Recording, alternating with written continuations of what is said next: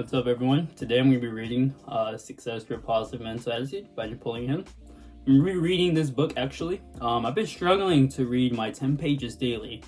So hopefully me recording this video of me reading 10 pages will help me get back into the groove of things, of reading more. And then I think this book is honestly very great. So I think someone out there needs to hear some of this. Maybe I need to hear this out loud as well, too.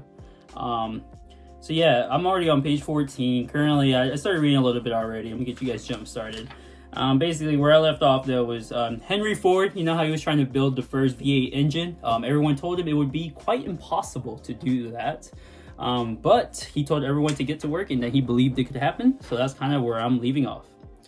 Alright, and guys, please excuse my reading. I am not good at this stuff. But here we are. Well, of course, the engine wasn't impossible at all. The Ford V8 became the most spectacularly successful car on the road, pulling Henry Ford and his company so far out in front of his nearest competitor that it took years for them to catch up. He was using positive mental attitude, or PMA, and the same power is available to you.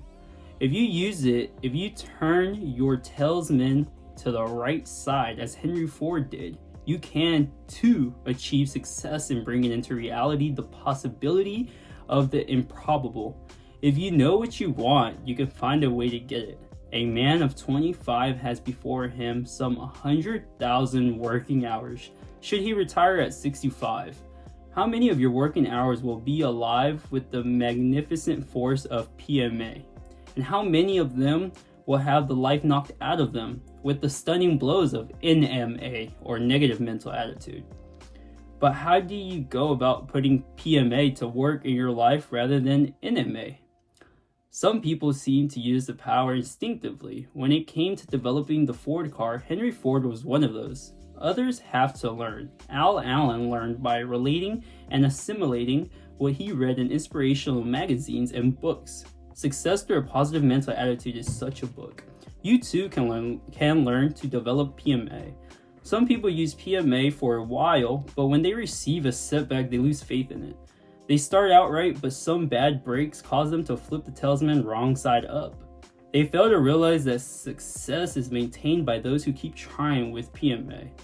They are like the famous old racehorse, John P. Greer. John P. Greer was a thoroughbred of great promise. Such promise, in fact, that he was groomed, trained, and billed as the only horse that stood a chance of beating the greatest racehorse of all time, Man of War.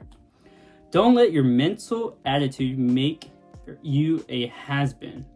In the Dwyer Stakes at Aqueduct, I don't even know how to say that, in July of 1920, the two horses finally met. It was a magnificent day. All eyes were riveted on the starting post. The two horses got away evenly. Down at the track, they went side by side. It was clear that John P. Greer was giving Man o' War the race of his life. At the quarter mark, they were even. The half mark, the three-quarter mark, and they still were even. At the 8th pole, neck and neck.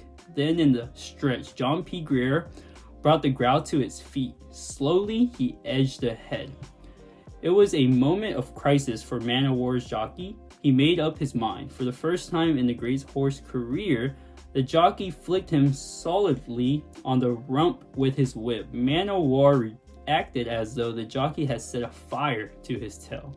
He shot out ahead and pulled away from John P. Greer as if the other horse were standing still. At the end of the race, Man o' War was 7 lengths ahead.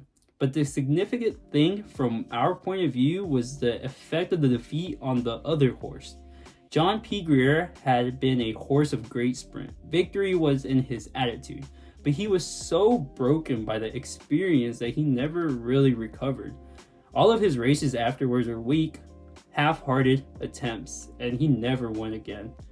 People are not racehorses, but this story is reminiscent of far too many men who, in the boom years of the 1920s, started with a wonderful attitude of success. They achieved financial success, and then when the Depression struck in 1930, they experienced defeat.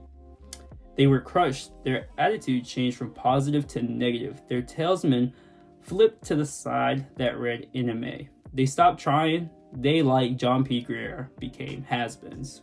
Some people seem to use PMA pretty much all the time. Others start and then quit.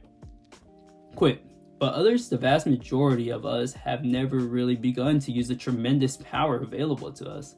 What about us? Can we learn to use PMA as we've learned other skills? The answer based on our years of experience is a definite yes. This is subject of this book. In the chapters that follow, we will show you how it can be done.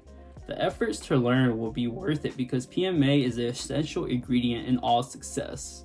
Meet the most important living person. The day you recognize PMA for yourself is the day that you will meet the most important living person. Who is he? Why the most important living person is you.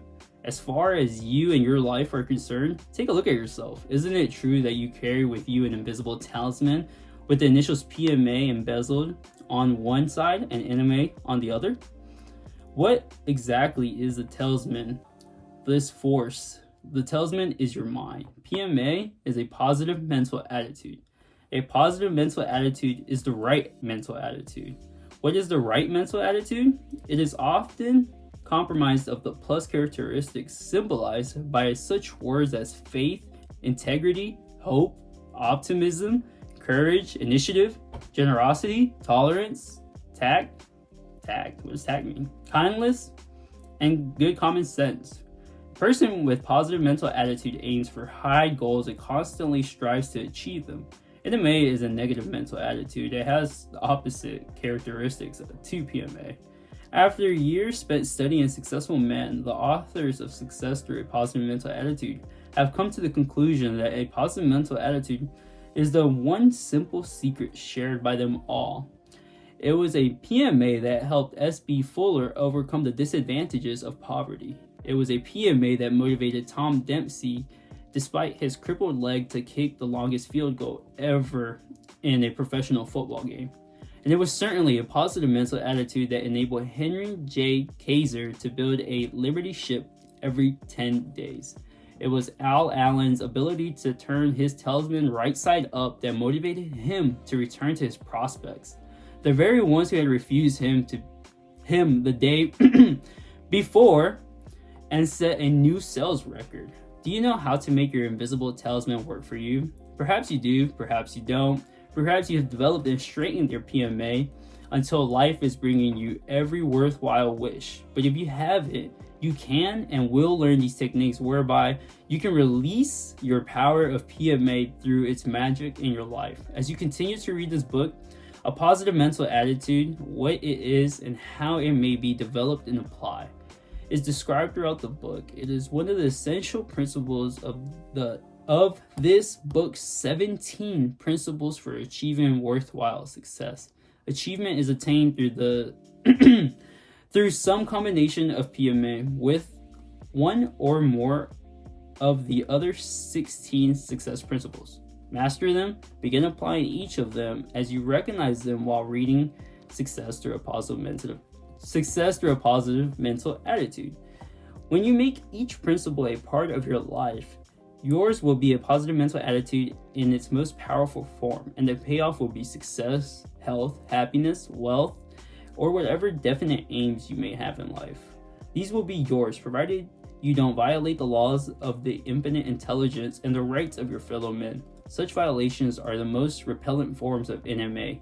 In Chapter 2, you will find the formula by which you may keep your mind positive, master that formula, and apply it in all that you do, and that you will be on your way to the achievement of every desire.